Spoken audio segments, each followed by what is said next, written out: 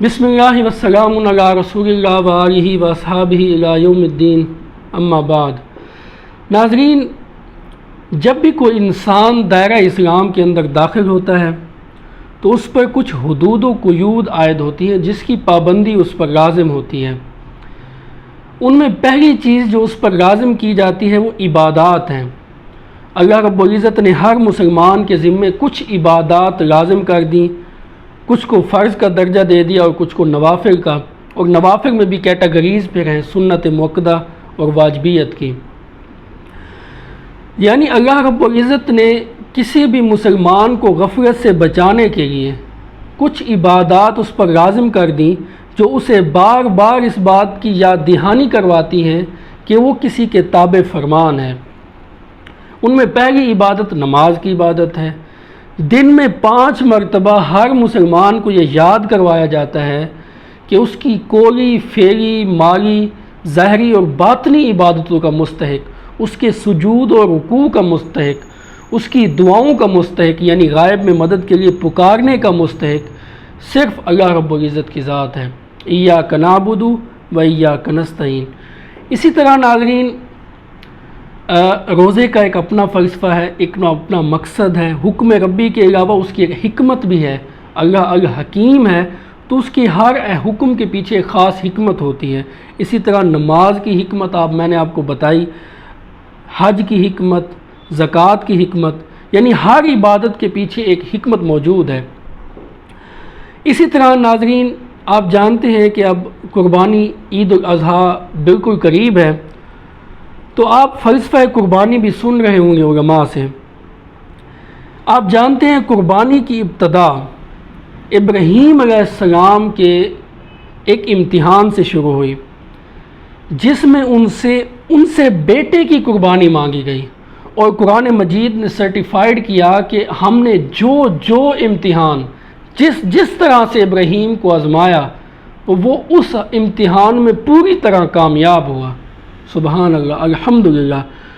تو اس قربانی کے اندر جو اللہ رب العزت نے ایک جان کی قربانی مانگی تھی، اللہ رب العزت نے اپنی شفقت سے انسانی جان کے بدلے ایک مینڈھے کی جو مشہور قول کے مطابق قربانی قبول فرما لی۔ اس نے اپنی حکمت کے تحت جو مقصد تھا ابراہیم علیہ السلام کو آزمانا، اس مقصد کو اللہ تعالیٰ نے مکمل فرمایا۔ لیکن اس کے بعد اللہ رب العزت نے یہ قربانی کی سنت، یعنی یہ اتنی پسند آئی اللہ کو، یہ سنت قیامت تک کے لیے جاری فرما دی۔ سبحان اللہ۔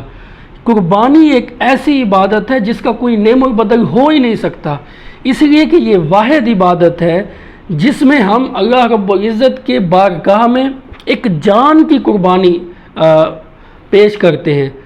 باقی جتنی عبادات ہیں اس میں وقت کی قربانی بیسکلی ہوتی ہے، انرجیز کی، لیکن یہ واحد عبادت ہے جس میں ہم تمثیل کے طور پر ایک مینڈھے کی یا بہیمت الانام جو چوپائے ہیں ان کی قربانی اللہ رب العزت کے حضور پیش کرتے ہیں۔ یعنی یہ ایک ایسی عبادت ہے جس جیسی کوئی عبادت موجود نہیں ہے مسلمانوں کے پاس، نہ ہی کسی اور امت کے پاس۔ تو معلوم ہوا کہ اس قربانی کا کوئی نعم البدل ہو ہی نہیں سکتا۔ ناظرین، اسی قسم کا فلسفہ قربانی آپ جناب جاوید احمد غامدی صاحب سے سنتے رہتے ہوں گے، کچھ الفاظ کی رد و بدل کے ساتھ۔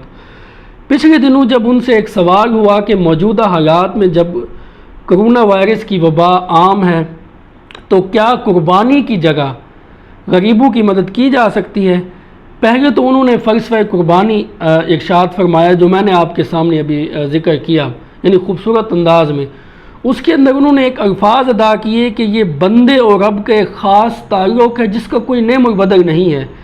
لیکن افسوس کی بات ہے، اس کے بعد انہوں نے ارشاد فرمایا کہ چونکہ موجودہ حالات میں اگر منڈیاں لگائی جائیں جہاں ایک بھیڑ کا رش کا خطرہ ہو تو لاکھوں انسانی جانوں کے ضیاع کا خطرہ ہے، تو لہٰذا انسانی جانوں کو بچانے کے لیے قربانی کی جگہ غریبوں کی مدد کرنے میں کوئی حرج نہیں ہے۔ یعنی انہوں نے ایک راہ دی قربانی کی جگہ، یعنی قربانی کو منسوخ کرنے کی۔ یہ فلسفہ اپنی جگہ بالکل درست ہے کہ اگر واقعتاً ہزاروں لاکھوں انسانی جانیں خطرے میں ہوں تو ٹھیک ہے، قربانی کو معطل کیا جا سکتا ہے، لیکن کیا واقعی گراؤنڈ ریالٹیز، زمینی حالات ایسے ہیں؟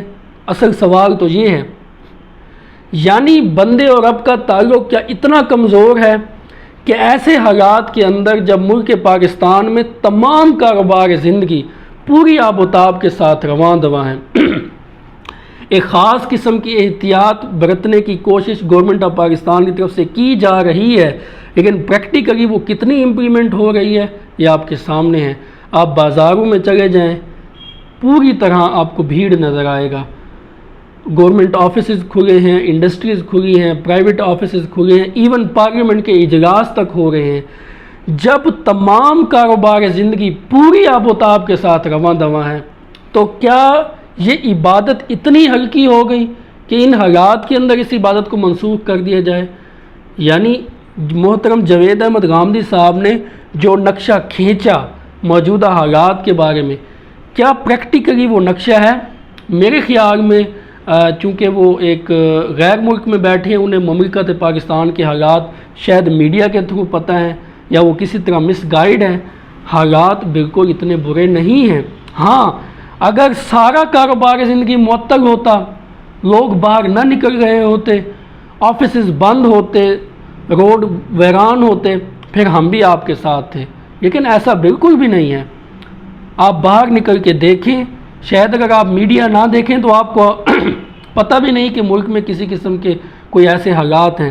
تو ان حالات کے اندر خواہ مخواہ قربانی کی عبادت، قربانی جیسی عظیم عبادت کو جس کو آپ خود خوبصورت انداز میں بیان کرتے ہیں، معطل کرنا اور لوگوں کو ترغیب دلانا، یہ دراصل ایک ظلم ہے۔ تو میرے خیال میں کوئی ایسی وجہ نہیں ہے، محترم جاوید احمد غامدی صاحب کو اس سے رجوع کرنا چاہیے اور انہیں اپنے فتوے پر دوبارہ غور کرنا چاہیے۔ حالات بالکل ٹھیک ہے ملک پاکستان میں، اور ایک خاص لیول کی احتیاط جو ہم باقی معاملات میں کر رہے ہیں، قربانی کی جانوروں کی خریداری کے لیے بھی ہم وہ ملحوظ خاطر رکھیں اور اس کے ساتھ اپنا فریضہ ادا کریں، اور بندے اور رب کے درمیان یہ جو قربانی کا خوبصورت تعلق ہے اس کو ادا کریں۔ انشاءاللہ اللہ رب العزت کی بارگاہ میں انشاءاللہ قبول ہوگی۔ وما علینا الا البلاغ المبین۔